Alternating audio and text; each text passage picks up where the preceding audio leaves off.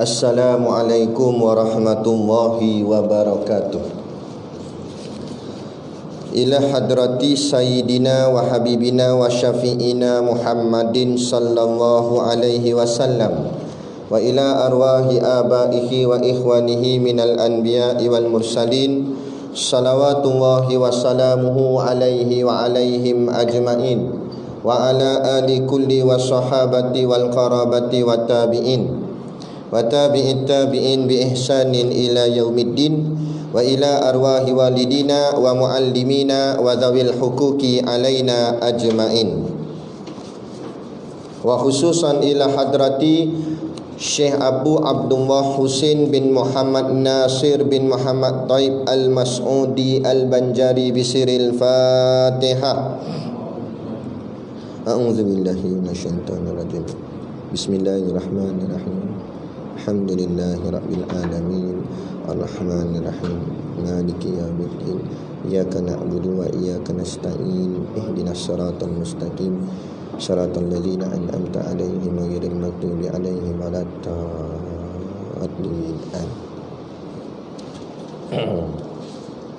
Bismillahirrahmanirrahim. Alhamdulillahi rabbil alamin. Wassalatu wassalamu ala ashrafil anbiya'i wal mursalin Sayyidina Muhammadin wa ala alihi wa sahbihi ajma'in. Subhanaka la ilma lana illa ma 'allamtana innaka antal alimul hakim. Rabbi shrah li sadri wa yassir li amri wahlul 'uqdatam min lisani yafqahu qawli wala haula wala quwwata illa billahil aliyil azim. Amma ba'd. Bismillah.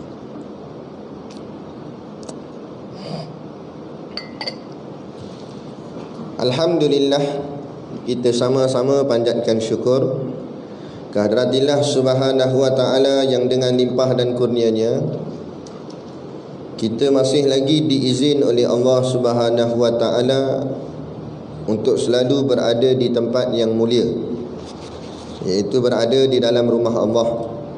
Apa yang belum berniat iktikaf boleh berniat iktikaf. Berada di dalam majlis ilmu, kerana kehadiran kita ini adalah dengan ketentuan Allah. Maka dengan izin Allah lah, Allah yang tentukan atas kita berada di tempat yang mulia dan tempat yang baik seperti ini.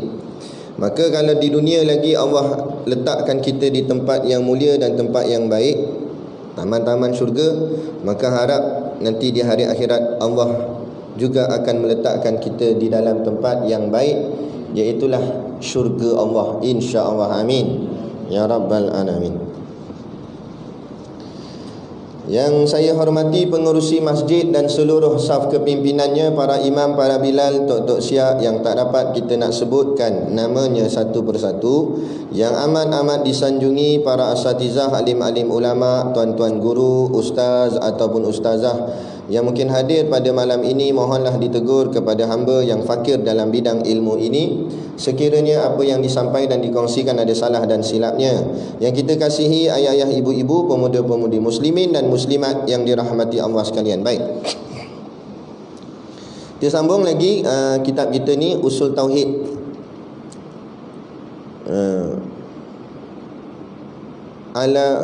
Wa ala alihi kan.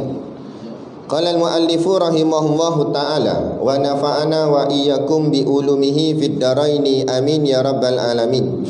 Kata pengarang kitab, wa ala alihi wa ashabihi ahli sidqi wal wafa.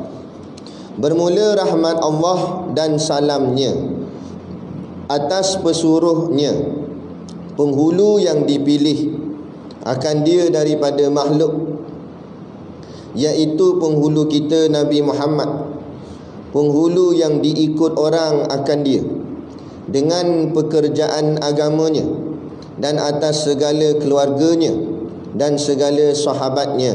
Mereka itu ahli yang membenarkan titah penghulunya dan menyempurna mereka itu akan dia. Baik. Saya lagi bahagian mukadimah, tak habis lagi kita mukadimah. Lama dah saya kuliah mukadimah lagi. Baik. Apa nama ni? Jadi kita sambung ni, wa ala alihi. Wa tu maknanya dan. Ala tu maknanya atas. Dan ke atas. Dan ke atas ni sambung ke mana dan ni? Dan ni maknanya sambung ke wassalatu wassalam. Wassalatu wassalam tu maksudnya bermula rahmat Allah dan salam Allah. Tu maknanya selawat dan juga salam dihantarkan atau ditujukan kepada baginda Nabi Muhammad SAW. Dan dan ala atas alihi. Ali tu maknanya keluarga, hi tu nya, dan juga ke atas ahli keluarganya. Nya siapa? Nya Rasulullah sallallahu alaihi wasallam. Itu tingkatan dia begitu. Paling mulia sekali atas muka bumi ni tak lain tak bukanlah junjungan besar Nabi Muhammad sallallahu alaihi wasallam. Seterusnya Rasul Ulul Azmi, kemudian rasul-rasul yang lain, kemudian sambung ke semua nabi-nabi. Lepas habis dah bagian nabi, bagian rasul, paling mulia sekali iaitulah Ahlul Bait, yakni ahli keluarga Nabi.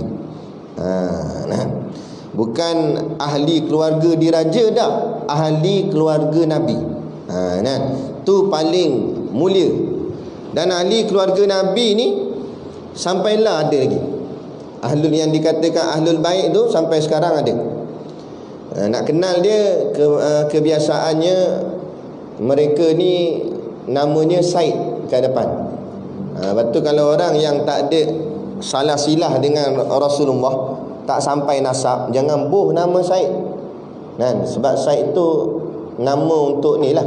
Dia memanglah taklah jadi haram kalau buh nama Said, tapi Said tu dikhususkan untuk ahli keluarga Nabi. Dan juga kalau perempuannya panggil Syarifah. Ataupun kalau kita biasa dengar Habib. Tapi Habib ni tak semua.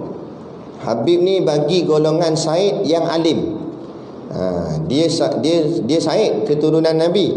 Lepas tu dia mengaji agama, belajar sampai boleh jadi ulama, boleh jadi tok guru, maka dia dapat gelaran Habib. Macam kita yang bukan daripada salah silah keturunan Rasulullah ni, alim-alim paling tinggi kita boleh dapat nama lah, bahagian gelaran lah, Syekh lah, Syekh. Habib tak boleh. Habib ni untuk ulama-ulama yang datang daripada keturunan Nabi. Baru dah diberi gelaran padanya Habib. Bukan Habib jual tu. Ni kata, oh Habib jual sekali Ustaz. Tak, tu tak ada kena-mengena. Kan? Habib ni makna Habib ialah kasih. Kekasih. Itu makna Habib. Kan? Ya Maulana ya Habib, ya Maulana ya Habibullah. Wahai penghulu kami, wahai kekasih Allah, Habibullah. Kerana Nabi dia mendapat gelaran Habibullah waktu Nabi naik ke langit Isra wal Mi'raj. Sampai dekat langit sana tu Nabi bertemu dengan Allah. Macam mana bertemu Allah alam, tapi jangan kita faham Nabi bertemu Allah maknanya Allah di langit. Tak. Di sunnah wal jamaah berpegang Allah wujud bila makan. Allah ada tanpa tempat. Jadi cuma kita pegang saja bahawa Nabi bertemu dengan Allah. Macam mana keadaan, wallahu alam. Kemudian Allah tanya ke Nabi, minta apa kamu nak minta? Oh ni kabel besar ni, Allah terus. Kan? Allah tanya minta apa nak minta. Nabi boleh minta apa saja. Kan? Nabi boleh minta kalau dia nak kaya seorang boleh. Tapi ada Nabi minta tu, Nabi tak minta tu. Kalau kita naik, ya mungkin. Kan? Tapi Nabi tak minta tu. Nabi tak minta apa? Nabi cuma cerita je. Nabi kata, Nabi ceritalah baca dalam kitab Kifayatul Muhtaj. Kalau tak percayalah, buka kitab Kifayatul Muhtaj. Cerita tentang Isra wal Mi'raj, karangan Syekh Daud. Dalam kitab tu cerita Nabi tak minta. Nabi cuma cerita je. Nabi-nabi lain dapat apa? Nabi ceritalah, Nabi Ibrahim dapat apa, Nabi Musa dapat apa. Nabi Musa dapat berkata-kata dengan kau. Nabi apa lagi? Nabi Daud dapat lunaknya suara sehingga boleh melenturkan besi. Dan Nabi apa lagi? Semua Nabi-Nabi lah ada kelebihan masing-masing. Jadi Nabi cerita setiap seorang dapat ni, dapat ni, dapat ni, dapat ni. Sampai kat nama Nabi Ibrahim, Nabi Muhammad kata Nabi Ibrahim dapat menjadi kekasih engkau. Sebab kalau sebelum Nabi Muhammad, Nabi Ibrahim lah paling tinggi sekali dalam banyak-banyak Nabi. Kemudian habislah Nabi kata-kata begitu, Allah jawab. Allah kata, aku lebihkan engkau daripada semua sekali, daripada semua Nabi. Daripada dalil inilah maka ulama menetapkan bahawa baginda Nabi kita Nabi Muhammad sallallahu alaihi wasallam, malam ni inilah tarikh lahir baginda Nabi. Allah menetapkan bahawa ulama menetapkan bahawa Nabi kita Nabi Muhammad ni Sayyidul Anbiya wal Mursalin, penghulu sekalian Nabi dan juga sekalian Rasul. Maknanya kumpul habis semua Nabi-Nabi lah, daripada start Nabi Adam sampai Nabi yang akhir sekali. Tak ada Nabi dah. Ketua dia Nabi Muhammad sallallahu alaihi wasallam.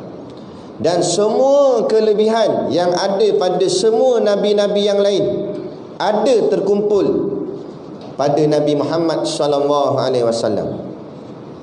Baca dalam syarah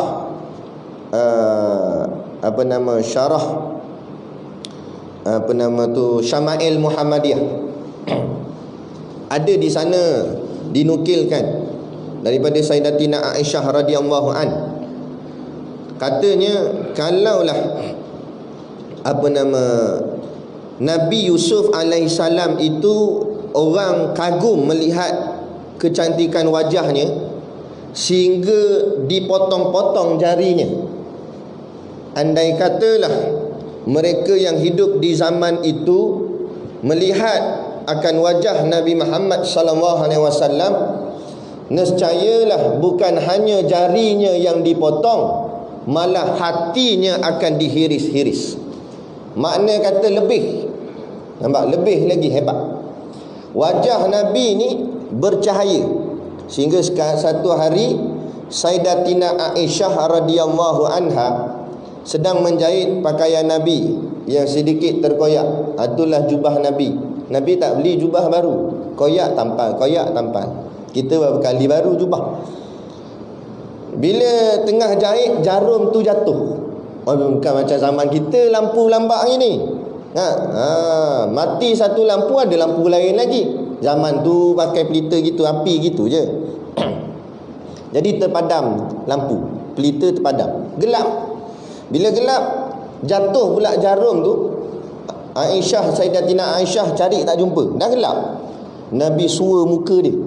Nabi sua muka gini, jadi terang. Sampai Aisyah jumpa mana jarum tu. Allahu Akbar.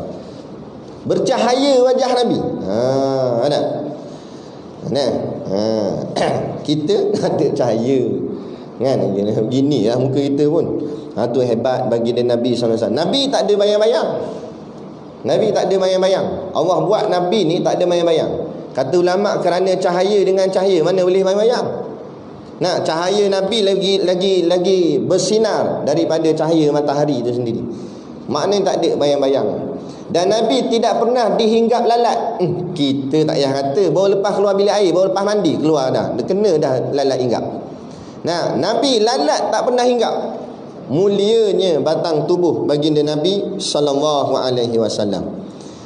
Maka kemuliaan Nabi itu, orang kata manakan tumpahnya kuah kalau tak ke nasi.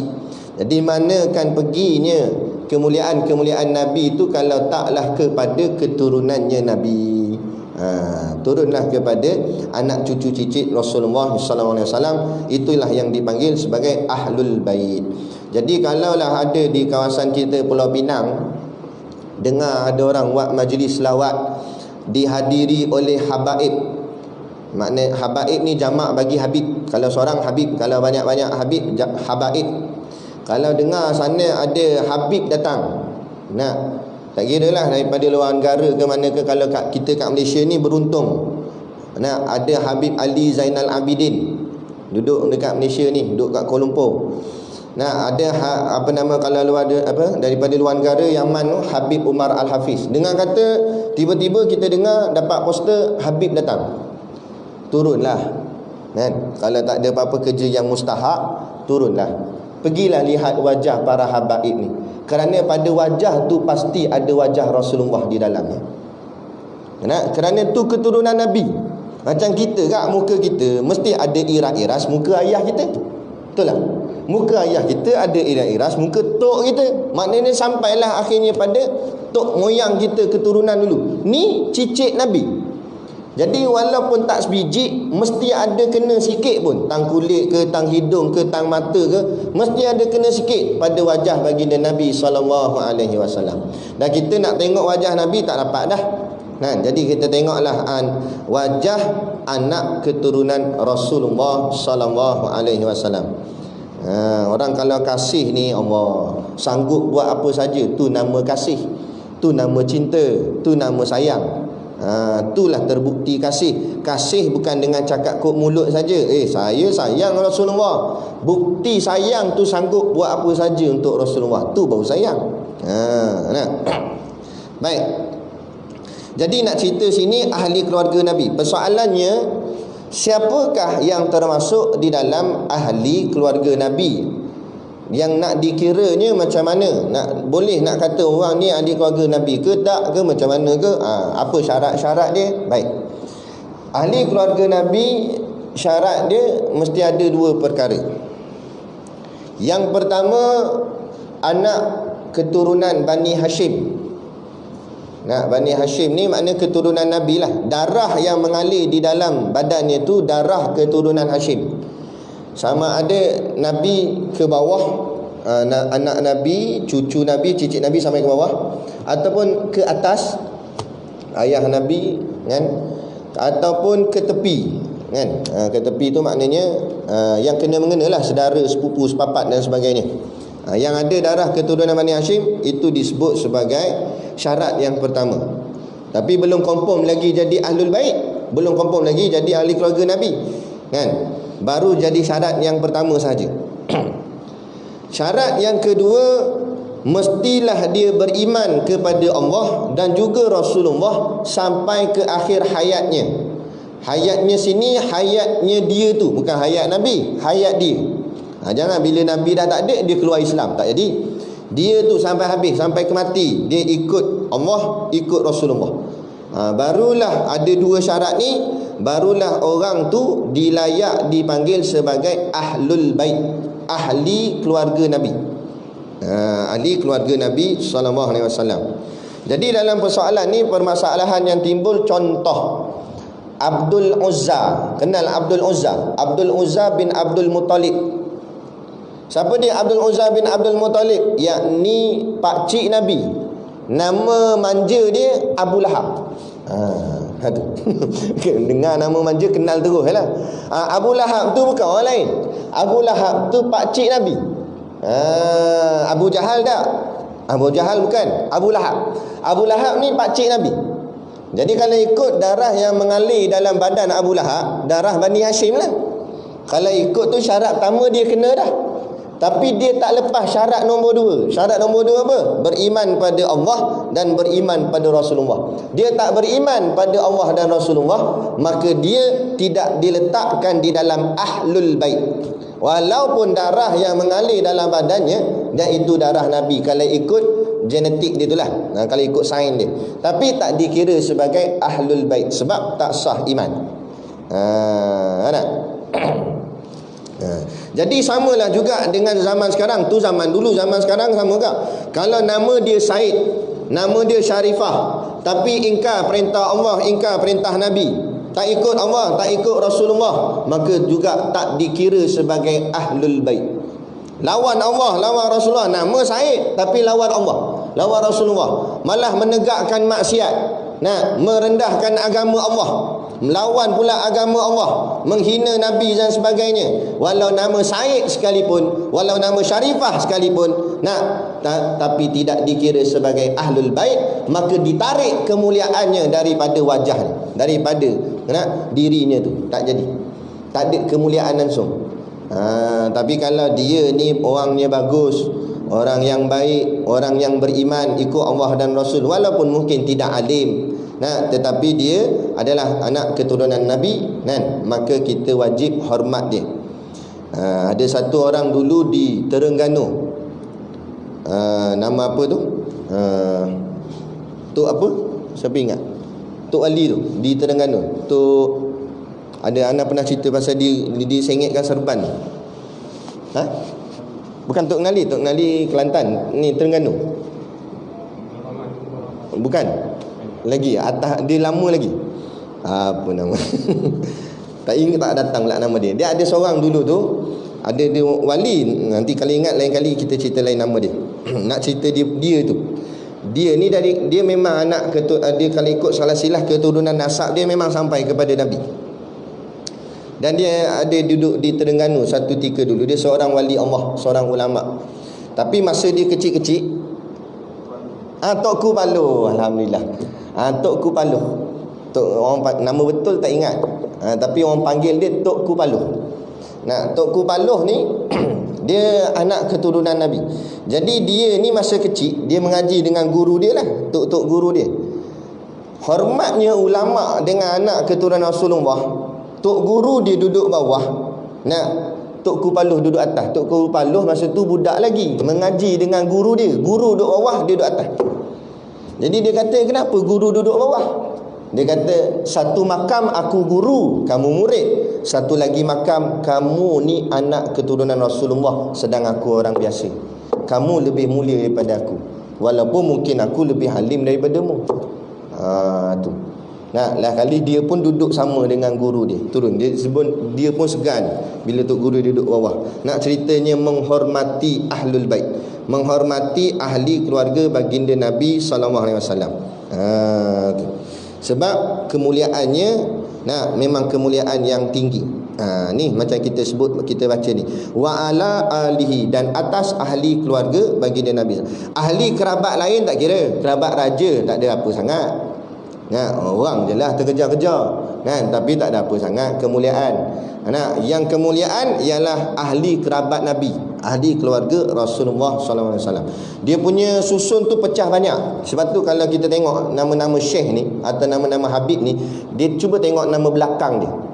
Dia kalau yang Yahanana tu, Yahanana yang nyanyi tu, itu Habib Syekh As-Sagaf. Belakang dia tu As-Sagaf. As-Sagaf tu dia punya keturunan. Semua yang lahir daripada keturunan tu akan dapat belakang nama As-Sagaf, As-Sagaf, As-Sagaf, As-Sagaf macam tu. Dia ada yang Al-Kaf, ada macam-macam lah. Al-Jufri, Habib Ali Al-Jufri. Kalau yang mana keturunan dia semua Al-Jufri, Al-Jufri, Al-Jufri, Al-Jufri. Tu. Al-Al tu maknanya dia punya susun daripada pecahan anak keturunan Rasulullah. Dia ada pendaftar dia tu. Ada majlis dia. Siapa yang nak mengaku ni dia kena daftar situ. Baru boleh dapat gelaran tu. Dia orang ada catik. Bukan main sebut-sebut, ngaku-ngaku tak boleh. Siapa dia bukan anak keturunan Nabi, dia mengaku anak keturunan Nabi, berdosa. Malah ada pendapat ulama kata boleh dipukul akan dia. Sebab apa? Sebab dia mendusta atas nama Nabi. Dalam hadis Nabi kata, man kadzaba alayya muta'ammidan falyatabawa maq'adahu minan nar. Siapa yang bohong atas namaku, maka tempat duduknya dalam api neraka. Jadi tak payahlah kita ngaku-ngaku. Kalau betul tak apalah, kan? Kita orang biasa tak apa dah. Tak best lah ustaz jadi orang biasa. Dah, bukan mesti. Walaupun kita jadi orang biasa, bukannya anak keturunan Nabi, tapi ikut Nabi. Nabi sayang dah kita. Daripada jadi anak keturunan Nabi tapi tak ikut Nabi, jadi itu bukan masalah.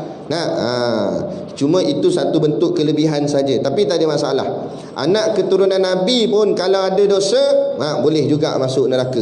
Tak ada masalah. Kita bukan anak keturunan Nabi, kita banyak pahala, buat amal elok, taubat sungguh-sungguh sampai habis, tak ada dosa dah. Mati dalam keadaan yang baik, insya-Allah boleh masuk syurga. Tak ada masalah bab tu. Baik. Seterusnya wa ashabihi. Ashabih. Asal katanya sahabah. Sahabat lah. Siapa dia sahabat ni? Syarat nak dikira sebagai sahabat pula, dia ada 3 syarat. Ada 3 syarat untuk nak mengesahkan orang ni jadi sahabat Nabi atau tak jadi sahabat Nabi. Nak boleh ngaku-ngaku sahabat, kena tengok 3 syarat. Syarat yang pertama, dia mesti hidup di zaman Nabi. Maksud hidup zaman Nabi, waktu tu Nabi hidup. Dan Nabi hidup tu pula masa Nabi dilantik jadi Nabi. Maknanya Nabi lantik jadi Nabi umur berapa? Umur berapa Nabi dilantik jadi Nabi? Tahu dah? 40. Kan tak tahu. Buat cerai tak tahu. 40 umur Nabi dilantik jadi Nabi. Lepas tu orang tanya, umur 40 Nabi dilantik jadi Nabi, dah lantik jadi Rasul umur apa? Betul dah 40. Dia Rasul 40 juga. Lepas dia nanti jadi Nabi, terus diangkat jadi Rasul. Tu hebat Nabi kita, Nabi Muhammad. Jadi umur 40. Bawah 40 tu, kalau ada waktu tu dia hidup, kemudian dia mati sebelum sempat Nabi lantik jadi Nabi, tu tak masuk dalam sahabat. Syarat nak kata sahabat, dia mesti hidup zaman Nabi. Masuk zaman Nabi tu setelah Nabi dilantik jadi Nabi sampai Nabi wafat. Dalam period tu lah, dalam tempoh tu. Maknanya 40 sampailah kepada 63. 23 tahun tempoh Al-Quran diturunkan. Tu. Jadi dalam tempoh tu dia hidup zaman tu. Itu syarat pertama. Syarat yang kedua, iaitu dia mestilah pernah bersama dengan Nabi. Maksud bersama Nabi ni tak kira dalam apa juga keadaan. Contoh Nabi buat majlis, dia duduk kat depan Nabi, mengaji dengan Nabi ke, ada dalam majlis tu ke, atau Nabi pergi berperang, dia sekali ada dalam tentera yang berperang tu. Itu dikira bersama Nabi. Kalau tak masuk dalam bersama Nabi ni, khilaf ulama. Satu pandangan mengatakan tak termasuk dalam sahabat. Contohnya Wais Al-Qarni. Wais Al-Qarni ni dia duduk di Yaman, Nabi duduk di Madinah. Jadi Nabi hantar utusan-utusan orang Islam, wakil-wakil daripada Islam, pergi ke negara-negara yang berdekatan dengan Mekah dan Madinah. Jadi adalah sahabat Nabi yang sampai ke Yaman, kemudian membawalah ajaran Islam kat sana. Ceritalah tentang siapa dia Rasulullah. Itu sahabat cerita. Bila sahabat cerita, Uwais ni dia dengar, terus jatuh cinta dengan Rasulullah. Padahal tak tengok wajah lagi. Dia tak pernah tengok wajah Rasulullah. Tapi bila dia dengar berita tentang Rasulullah sampai ke Yaman, dia terus beriman pada Allah dan beriman pada Rasulullah. Dan malah terlampau kasih, cintanya terlampau sangat pada baginda Nabi SAW. Jadi dia nak sangat pergi bertemu Nabi di Madinah. Jauh, dia orang susah, orang miskin, mak dia pula sakit. Satu hari hati ni terlampau, orang cakap terlampau rindu sangat, tak sabar sangat nak, orang cakap nak sangat macam tu. Jadi akhirnya dia bincang dengan mak dia, mak boleh tak saya nak pergi jumpa Rasulullah, nak pergi tengok Rasulullah. Dapat tengok sekali sekejap pun jadilah. Sebab hati ni terlampau kasih, terlampau rindu, tak menahan, tak boleh nak tertahan lagi dah hati ni.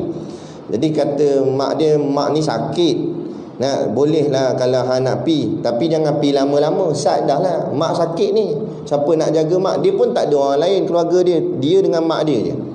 Keluarga pula susah, orang miskin susah. Jadi tak apalah. Dia pun pergi. Dia tumpang-tumpang orang jalan kaki gitu jauh. Cuba cek kat Google Map. Daripada Yaman sampai Madinah 1000 lebih kilometer. Kan? Jauh. Bayangkan macam mana Uwais berjalan nak jumpa dengan Rasulullah. Kita habaib datang pala batas, tak datang dah walaupun kita duduk di bayan lepas. Padahal dalam negeri dah. Patut kalau Habib datang Kuala Lumpur pun kita wajib turun, walaupun kita bukan duduk Kuala Lumpur, kita duduk Penang. Sebab apa? Kasih, sebab sayang. Ni Uwais jauh beribu kilometer sanggup turun nak tengok wajah Rasulullah, nak tengok Rasulullah. Akhirnya pergi sampai kebetulan Nabi tak ada kat rumah. Nabi pergi berperang dengan sahabat-sahabat yang ada anak Nabi. Bila bagi salam, anak Nabi Siti Fatimah terlupa nak tanya nama. Dia kata ayah tak ada gini lah. Kata Uwais, tak apalah, aku tunggulah sat. Aku tunggu sat. Tunggu Nabi tak sampai. Jadi hati risau mak pula di Yaman. Mak sakit ni. Jadi fikir kata tak apalah. Cakap dengan anak Nabi, cakap tak apalah, salam lah ke Nabi. Tak dapat, tak dan lah nak tunggu sebab mak saya sakit di Yaman, saya kena balik sekarang. Dia pun balik. Dan dia balik tu, Nabi pun balik. Nabi sampai kat rumah. Tapi Allah buat Fatimah ni terlupa nak cerita kat Nabi. Tapi Nabi sendiri yang tanya dulu. Nabi tanya, tadi ada tak orang datang cari aku? Kata Fatimah, ada. Ada tadi ada seorang lelaki. Allah lupa tanya nama dia. Tak ingatlah nama dia apa, sebab lupa nak tanya. Nabi pun senyum. Nabi kata, tak payah tanya, aku tahu dah. Nama dia Uwais Al-Qarni. Allahu Akbar. Dia tak jumpa Nabi, Nabi pun tak jumpa dia, tapi Nabi tahu nama dia. Malaikat Jibril bagi tahu. Nama dia Uwais Al-Qarni, kata Nabi. Dia ni walaupun di dunia ni orang tak kenal dia, sebab dia bukan orang kenamaan, bukan orang terkenal ke apa, tak ada. Dia orang tak kenal. Dia orang susah, orang miskin. Kena pula penyakit sopak. Orang tak nak kawan dengan dia, sebab zaman dulu penyakit sopak ni penyakit berjangkit. Sebab tu kita baca doa jauh wabak corona ni ada sebut. Kan? Wal junun wal baras tu. Jadi ada dalam doa tu ada sebut sopak.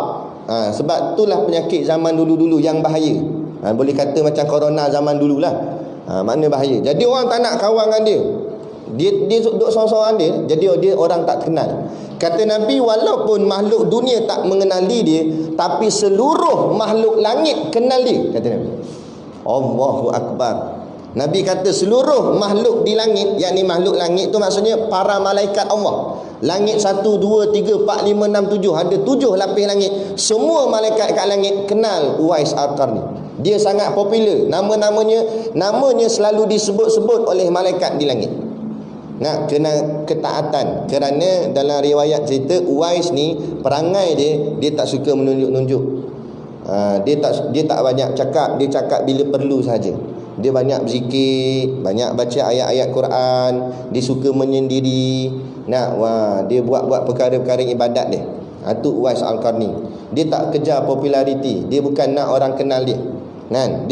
Dia cukup memadai Allah dan Rasul kenal dia, cukup membahagiakan diri dia. Kita tak puas kalau orang tak kenal lagi, tu tak puas. Tu bahagian kita. Lepas tu kita ni payah. Sebab kita mencari kemasyhuran makhluk, bukan kemasyhuran Allah. Tak jadi macam Uwais Al-Qarni. Kita apa? Kita Uwais ni nama tempat apa? Uwais Al-Binjai. Itu kita nampak. Kita tak boleh pergi kita nak cari popular lah, apalah. Tak payah kata orang awam, ustaz terkejar populariti. Ni masalah. Kalau dia naik sendiri popular tu bukan sebab dia buat-buat, tu tak apa. Nak buat macam mana Allah popularkan dia. Ni dia popularkan diri dia. Ni masalah. Uwais tak gitu. Jadi jadi baliklah Uwais. Nabi kata, Nabi kenal dia. Kemudian Nabi kata, kalau kamu nak tahu macam mana dia ni ada satu tumpukan putih di belakang tengkuk dia. Kat atas tengkuk ni, belakang ni ada tumpuk putih bulat. Kat belakang ni, kata Nabi. Kemudian Nabi pernah pesan kepada Saidina Ali dengan Saidina Umar, nanti setelah aku dah wafat, kata Nabi, akan datang saudagar, peniaga-peniaga daripada belah Yaman. Salah seorangnya ada orang bernama Uwais Al-Qarni. Maka kamu mintalah pada dia doa, kerana doanya mustajab. Allah tak ada hijab langsung. Dia minta apa saja Allah makbul. Sebab dia ni terlampau rapat dengan Allah. Jadi kata pesan Nabi kepada Saidina Umar dan Saidina Ali, minta kat dia doa. Sehinggalah peristiwa yang sebenar tu berlaku. Nabi dah tak ada, Nabi dah wafat. Waktu tu Saidina Umar jadi khalifah. Jadi Saidina Ali teringat kisah ni dan bagi tahu kepada Saidina Umar. Akhirnya memang nampak ada saudagar ataupun peniaga daripada Yaman datang. Bila datang, mereka carilah siapa Uwais Al-Qarni. Tanya, siapa di antara kamu yang bernama Uwais Al-Qarni? Kata, tak ada. Tapi ada seorang budak dia ikut kami. Dia senyap, tak banyak cakap. Dia duduk kat belakang ni, kat bawah sana, bawah pokok. Duduk seorang-seorang dia. Mungkin dia kot. Cuba pergi tanya dia. Kan? Nabi pesan dah kat Saidina Umar dengan Saidina Ali, cara nak kenal dia, tengok belakang tengkuknya ada tompokan putih. Tu cara nak kenal dia. Jadi mereka berdua ni pun pergilah dekat pemuda yang duduk di bawah pokok tu. Saidina Umar mulakan pertanyaan, Assalamualaikum ya akhi. Salam. Man anta? Tanya Saidina Umar, siapa kamu? Laki ni pun kata Abdullah. Dia berseluruh. Abdullah tu maksudnya hamba Allah. Saidina Umar dengan Saidina Ali pun ketawa kecil. Dia kata, wa nahnu Abdullah aidan. Kami pun hamba Allah juga. Nak tanya ni, tahu dah hamba Allah dah. Nama siapa nama? Kata pemuda ni, nama ana Uwais Al-Qarni. Kan? Jadi Saidina Ali pun minta izin, boleh tak aku nak melihat di belakang tengkukmu? Dia selakkan jubah kawan tu, tengok-tengok ada tompok putih. Benarlah. Maka kata Saidina Umar dengan Saidina Ali, kami dapat pesanan daripada Rasulullah suruh minta doa daripada kamu ni. Jadi kata Uwais, kalau bukanlah Rasulullah yang suruh, nescaya aku tak buat. Sebab apa? Sebab kamu yang minta ni adalah sahabat Nabi, sedangkan aku siapa? Kan? Kamu berdua ni selalu duduk dengan Nabi, tengok wajah Nabi, perang dengan Nabi, makan dengan Nabi. Tiba-tiba kamu minta doa kat aku. Patut aku minta doa kat kamu, tapi sebab Nabi yang pesan, aku buatlah, dia kata. Dia pun doa. Nak menangis Saidina Umar dengan Saidina Ali. Kenapa sejarah cerita tentang tompokan putih di belakang tengkuk ni? Uwais Al-Qarni ni, dia kena penyakit sopak. Muka dia bertompok-tompok, daripada kepala sampai kaki tompok-tompok. Banyak tompok dia. Sehingga kan takdir kata, bukanlah kita memburukkan, tapi orang kata nampak tak cantik lah. Jadi orang pun tak nak kawan dengan dia. Dah lah penyakit pula boleh berjangkit. Nak tompok-tompok. Satu hari dia pergi ke Mekah, nak pergi buat kerja haji atau umrah. Dia nak pergi sana. Jadi dia duit tak ada, dia nak bawa mak dia. Tapi dia bijak. Macam mana dia buat? Dia beli lembu. Tapi dia beli lembu tu lembu budak je, lembu kecil, anak lembu kecil je. Jadi anak lembu taklah mahal sangat. Daripada duit hasil yang dia ada, dia beli lembu kecil ni, dia bela. Dia buat macam mana? Kandang dia, rumah lembu tu dekat atas bukit. Bila nak bawa pergi makan lembu, dia dukung lembu tu turun bawah. Dan kemudian dia bagi lembu tu makan rumput. Bila lembu tu dah habis makan rumput, dia tak bagi lembu tu jalan. Dia dukung lembu tu panjat naik atas bukit, pergi simpan lembu kat dalam kandang. Begitulah kerja dia hari-hari. Sehinggalah 6 bulan. 6 bulan lembu dia dah jadi besar, gemuk. Sebab apa? Sebab lembu dia tak berjalan langsung. Bila tak berjalan langsung, tak pakai tenaga, tapi makan banyak. Bila makan banyak, cepat badan naik. Bila dah terlampau gemuk gitu, dia pun jual lembu dia. Jual, kira timbang, dapat banyak lah hasil daripada lembu berat, timbang banyak. Jadi dapat hasil banyak duit. Daripada duit hasil itulah dia bawa mak dia pergi ke Mekah, pergi buat kerja haji. Dia dukung mak dia daripada Yaman sampai ke Mekah. Tawaf Kaabah pun dia dukung mak dia. Orang tanya, larat dia dukung mak dia, dah lembu dia dukung, takkan mak tak boleh dukung? Lembu lagi berat pada mak dia. Lembu dia boleh dukung, nak mak dia lagi lah dia dukung. Dilek gitu je pusing. Siap dengan bawa bekalan makanan, air siap. Kan? Bila dah habis buat kerja apa semua, duduk depan Multazam. Multazam ni antara Hajarul Aswad dengan pintu Kaabah. Kalau siapa dapat pergi sana, duduk depan tu doa. Itu kawasan dipanggil mustajab doa. Kawasan yang insya-Allah Allah tak hijabkan sebarang doa kita, insya-Allah. Duduk depan. Jadi dia dengan mak dia duduk depan tu. Lepas tu mintalah. Habis-habis doa, mak dia tanya, "Wais, kamu minta apa pada Allah?" Uwais kata, "Aku minta mak masuk syurga." Mak dia tanya, "Kenapa kamu tak minta kamu masuk syurga?" Kan Nabi kata dah, dalam syurga boleh minta apa saja. Mak masuklah dulu dalam syurga, lepas tu mak minta saya masuk. Bijak agak dia Uwais. Nampak? Dia nak mak dia masuk dulu sebab dia tahu mak dia berkorban banyak. Kalau kita nak masuk dulu, orang lain lantak pi lah. Nak, tapi dia ingat mak dia. Nah, kata mak masuk dulu, nanti dalam sana kan Nabi kata boleh minta apa saja. Mak mintalah saya masuk. Lepas tu mak dia tanya, kamu doa tak ni sopak kamu ni? Nah, kamu minta tak kat Allah supaya Allah sembuhkan penyakit sopak kamu ni? Dia kata tak payahlah mak. Nah, sopak ni Allah bagi kat saya. Kan? Tak boleh mak dia kata. Sebab sopak kamu ni lah orang tak nak kawan dengan kamu. Nah, orang tak nak dekat dengan kamu lah, orang nak jauh dengan kamu lah. Nah, kamu minta supaya Allah sembuh, Allah buang sopak ni. Kata tak payahlah mak, sopak ni Allah bagi kat saya. Itu Allah, kurniaan Allah kat saya. Biarlah orang tak suka saya, tapi Allah sayang saya. Nah, sebab tu Allah bagi kat saya. Istimewa. Dia rasa sopak tu bukan satu benda yang susah, tapi dia rasa sopak tu satu istimewa Allah bagi kat dia.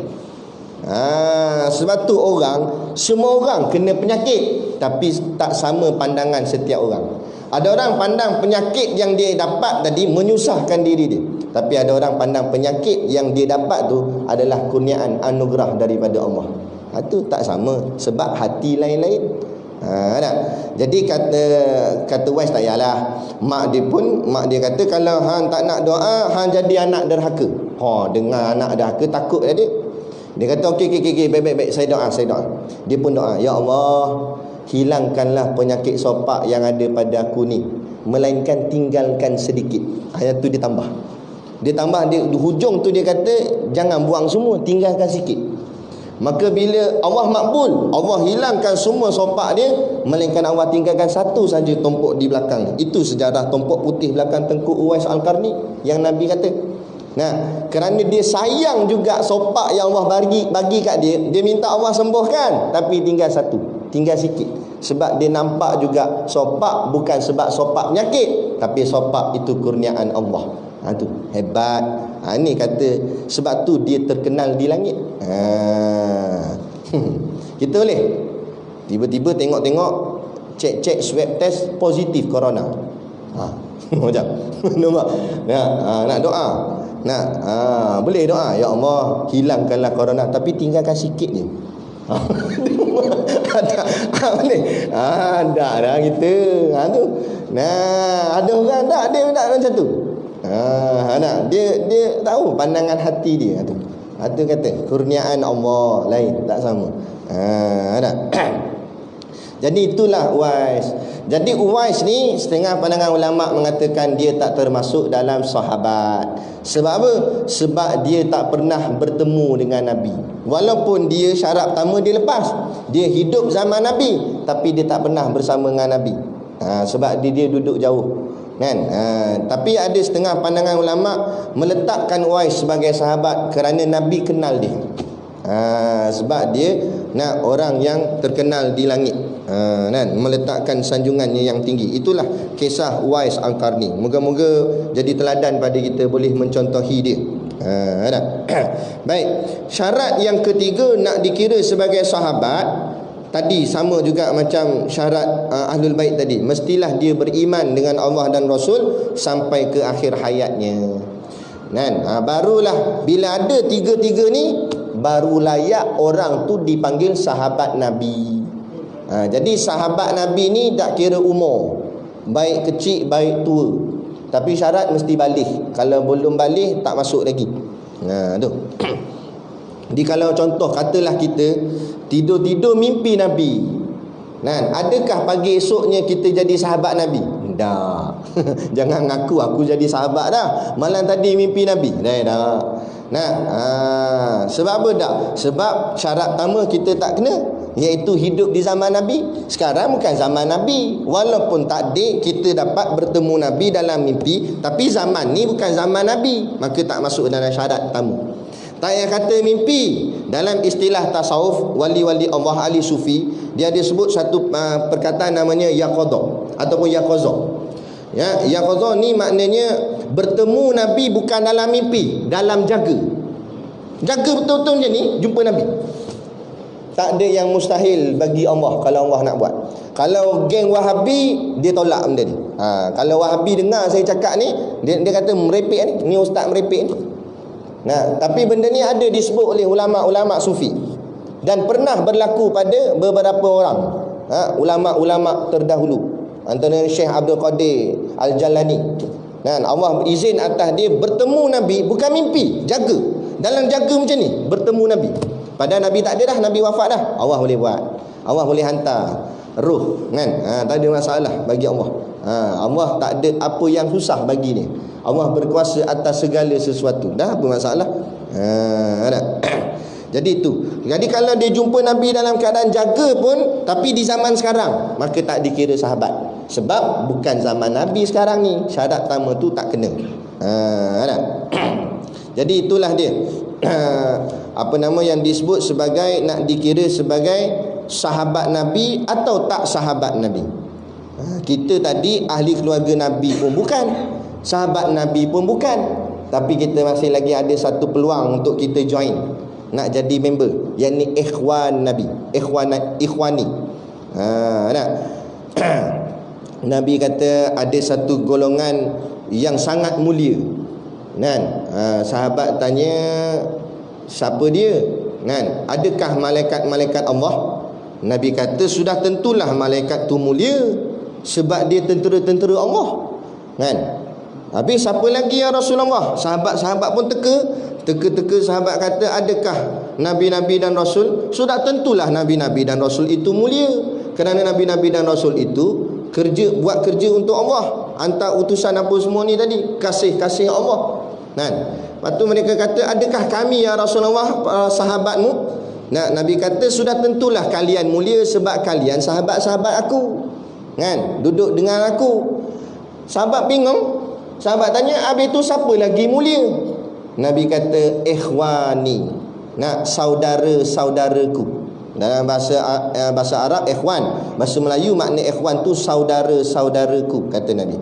Siapa dia saudara-saudaraku? Kata Nabi, mereka yang lahir setelah kewafatanku, tapi mereka cinta dan kasih kepada aku seolah-olah mereka pernah bersama aku.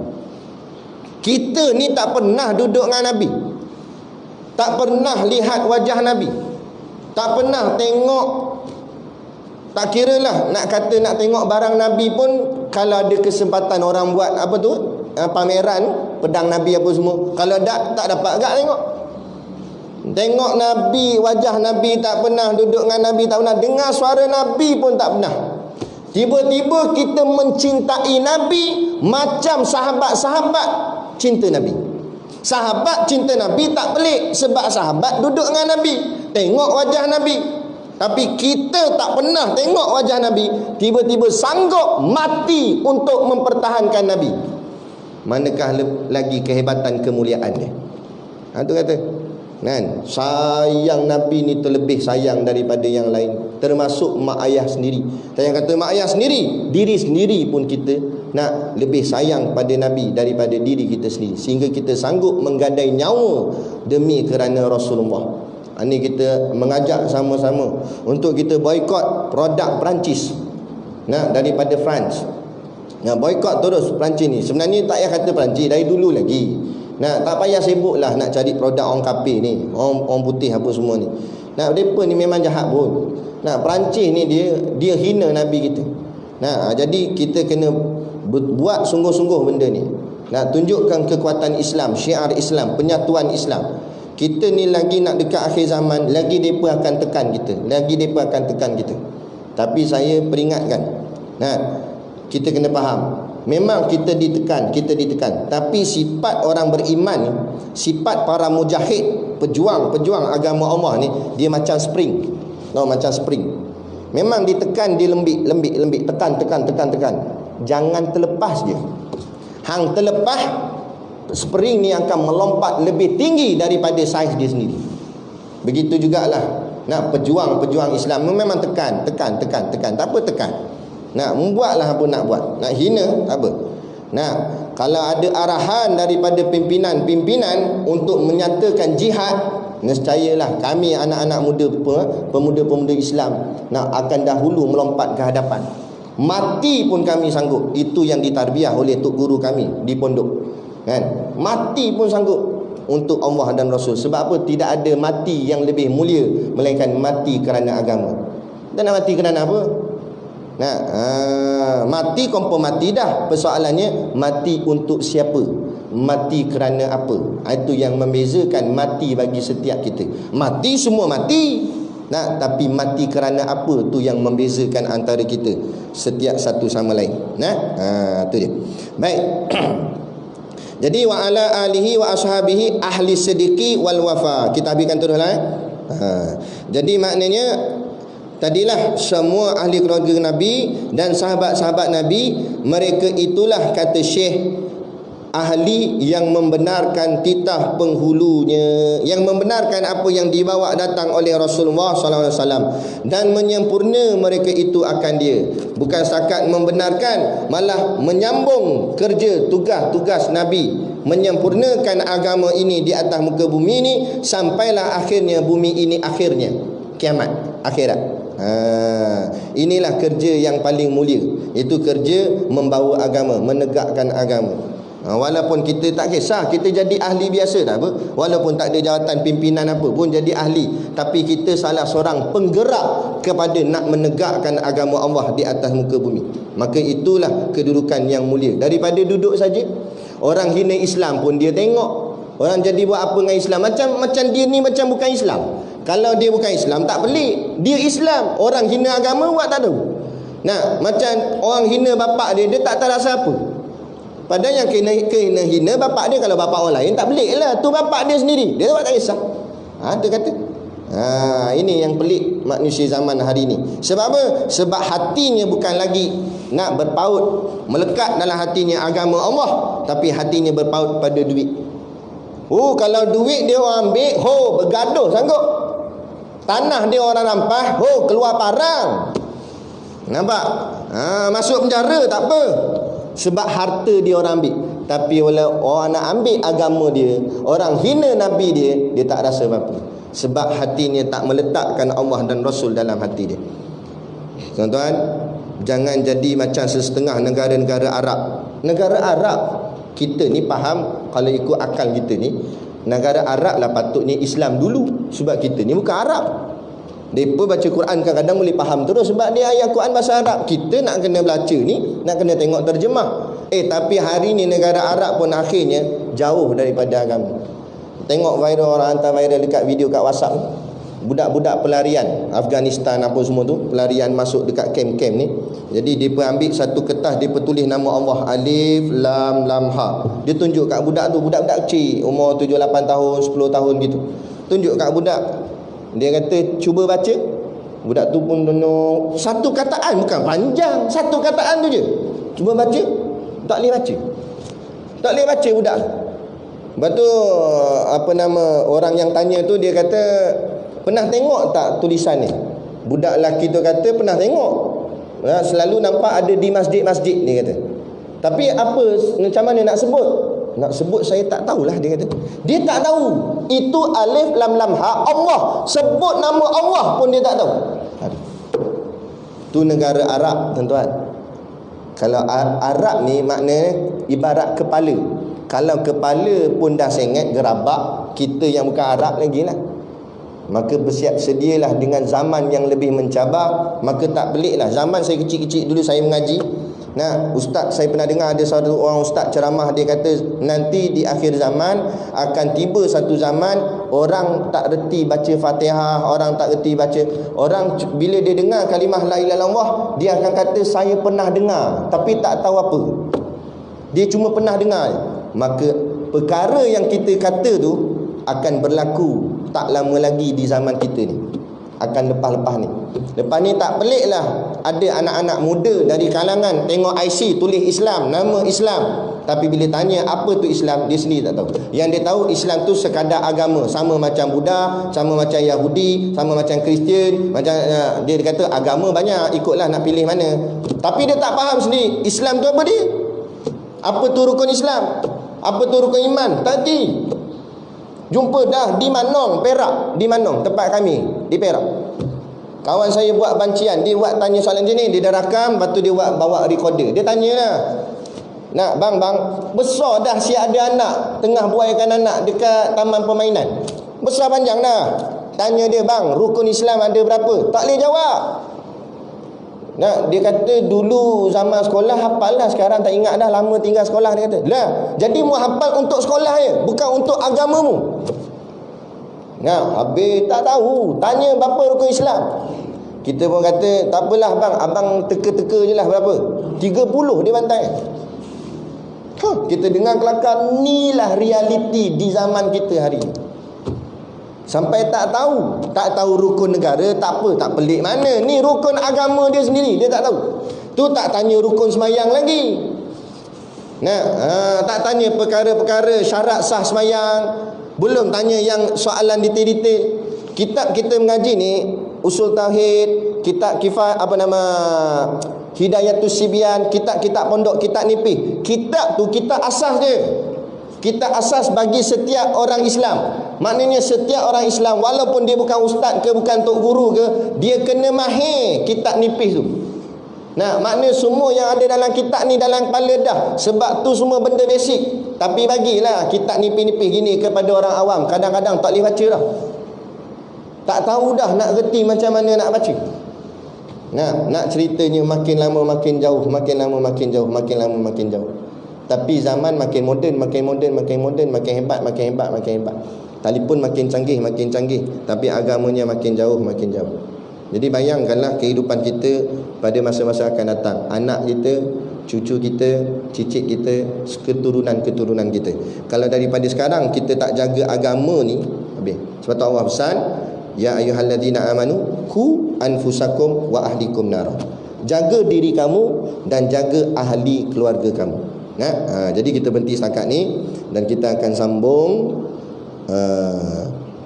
wa ba'du. Habis dah mukadimah. Akhirnya nak masuk dah bahagian isi. Wa ba'du. Di situ. Tandalah wa ba'du. Lagi bulan depan ulang lagi mukadimah. Berhenti di wa ba'du. Si ulang tu je kan. Jadi insya-Allah lah, buat jadi renungan kita bersamalah dalam kehidupan ni. Jadi janganlah kita seronok tu boleh, tapi janganlah seronok sangat sampai tak pedulikan hal-hal agama. Nak minat bola, pilah bola, tapi jangan sampai lupakan keadaan agama kita di zaman sekarang ni macam mana keadaan dia. Kan? Jangan langsung buat tak peduli. Hari ni enjoy tak reti apa dah. Agama pun buat tak kisah je. Kan? Baik, jadi cukup sekadar tu. Macam biasa di luar sana ada sikit produk perniagaan untuk menampung sekolah pondok dan juga tahfiz kami. Jadi pakat-pakatlah tuan-tuan. Niatlah membeli sambil menderma. InsyaAllah kami dalam perancangan buat satu program khas. Kami namakan dia Pera Pondok. Pelajar-pelajar tahfiz yang bakal habis 30 juzuk ni yang kami pegang. Kami tengok akhlak dia baik apa semua. Tak ramai, dalam 10 orang je kami target. Kami nak pegang dia selama 5 tahun straight. Dia mengaji kitab sebab kami target nak menghasilkan seorang pelapis ulama dalam tempoh 5 tahun tu. Paling muda umur dia 15 tahun. Jadi kalau target 5 tahun, 20 tahun. Jadi 20 tahun tu insya-Allah dah boleh ceramah dah boleh kuliah dah. Kita target gitu. Jadi pakatlah tuan-tuan bantu kami dengan membeli sambil menderma ni lah, maka dapat kami meneruskan perjuangan kami menghasilkan sekolah ni supaya melahirkan pelapis-pelapis ulama pada masa-masa akan datang. Sebab kita ketandusan ulama. Ulama pula zaman ni tahun ni lagi paling banyak meninggal. Kita dah kekurangan ulama. Ulama-ulama yang sungguh-sungguh berjuang, nak berharaki sungguh-sungguh, bukan kerana harta dan sebagainya. Yang ni dah semakin kurang. Jadi kita nak lahirkan semula supaya terus ada ulama yang dapat bimbing umat pada masa-masa akan datang, insya-Allah. Jadi cukup sekadar tu. Wabillahi taufiq wal hidayah. Assalamualaikum warahmatullahi wabarakatuh. A'udzubillahi minasyaitonirrajim. Bismillahirrahmanirrahim. Alhamdulillahirabbil alamin wassalatu wassalamu ala asyrafil anbiya'i wal mursalin sayyidina Muhammad wa ala alihi washabihi ajmain. Allahumma taqabbal minna salatana wa du'aana innaka antas samiul alim wa tub alaina innaka antat tawwabur rahim. Allahumma ja'al dinana dinan nabi Muhammadin sallallahu alaihi wasallam wa islamana islamal muslimin wa imanana imanal mu'minin wa salatana salatal khashiin wa a'malana a'malal salihin wa niyyatana niyyatal mukhlisin wa dhunubana ya Allah dhunubal mustaghfirin wa hayatana hayatal ulama wa mautana bi mautis syuhada wa adkhilnal jannata ma'al anbiya'i alaihimus salatu wassalam. Rabbana atina fid dunya hasanah wa fil akhirati hasanah wa qina adzabannar wa qina adzabannar wa qina adzabannar. Wa sallallahu ala khairi khalqihi sayyidina Muhammad wa ala alihi wa sahbihi wa sallam. Subhana rabbika rabbil izzati amma yasifun. Wassalamun ala mursalin walhamdulillahi rabbil alamin. Amin ya rabbal alamin. Taqabbalallahu minna wa minkum. Takbir.